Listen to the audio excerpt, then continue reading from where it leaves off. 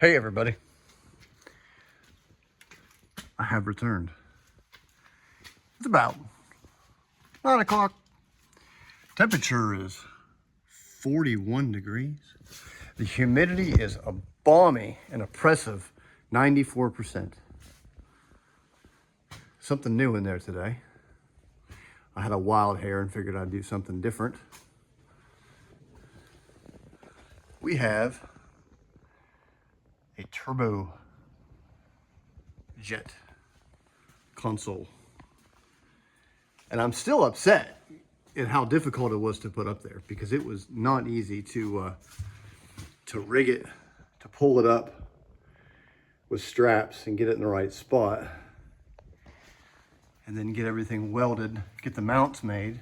But she's up there and we've got 6 lights working. We got 2 of the fuel pumps are working for the jets, and unfortunately all 4 jets are on fire. So I'm not a very good pilot or aircraft commander. First thing I got to do is put out a really big thank you to the Commemorative Air Force, the CAF. We had a conversation on their channel on Wednesday night. It was really awesome. It was fun. And you should go to their channel, CAF Media, and check that out. I hope to hear from those guys again because it was great. I really enjoyed it.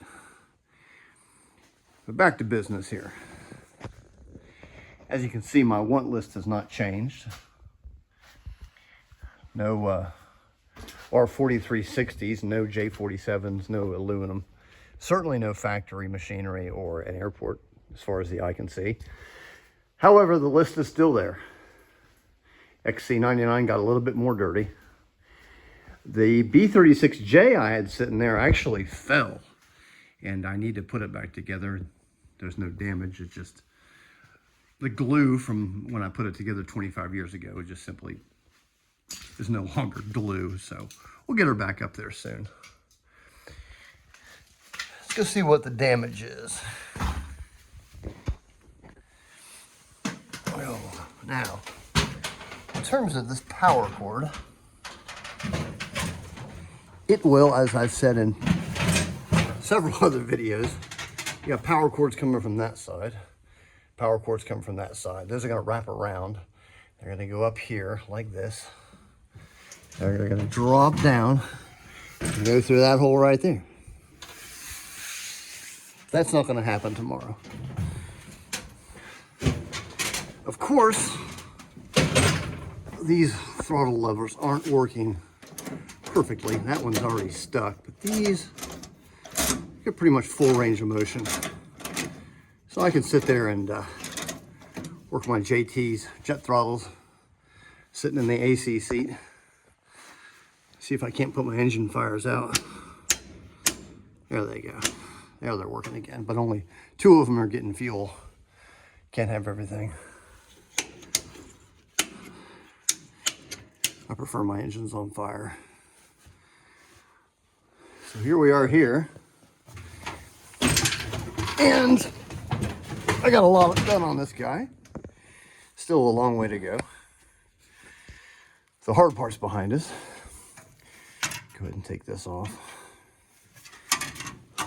Put him over this in his spot. All right. First thing I did was I installed these alternator cutoff switches. These are nice big AN switches now with their retainers and everything in there, and they fit absolutely perfectly. Then a couple of days ago I built these automatic cutoff switches for the alternators. It's on this system, which these are all elongated holes so that you can move up on both sides, and this whole assembly can move side to side. And then after that, well, back to the switches, they also have elongated holes. I don't know if you can see them, but up top, so they can swivel, so you can adjust them, put them in closer to their engagers or whatever you want to call those things. But here's what they do.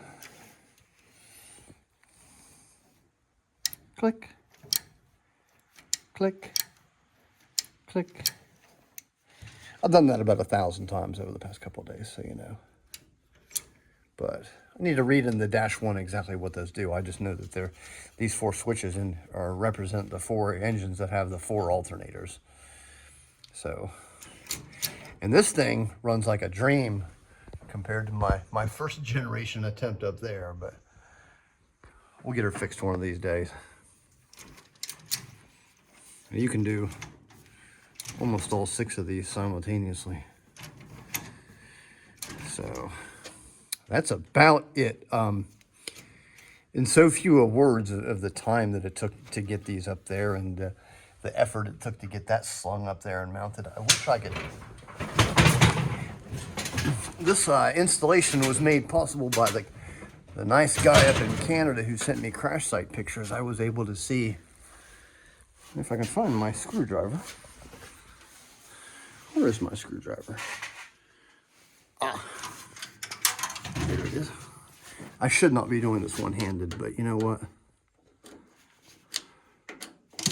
Where's the fun in not?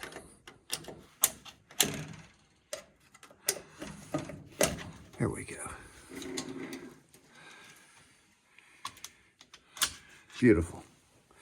Now I've got some parts that I still need to put in here. I've got the huge, awesome-looking rheostat that goes there. That's not a proper part. Eventually, I'll have this all properly wired.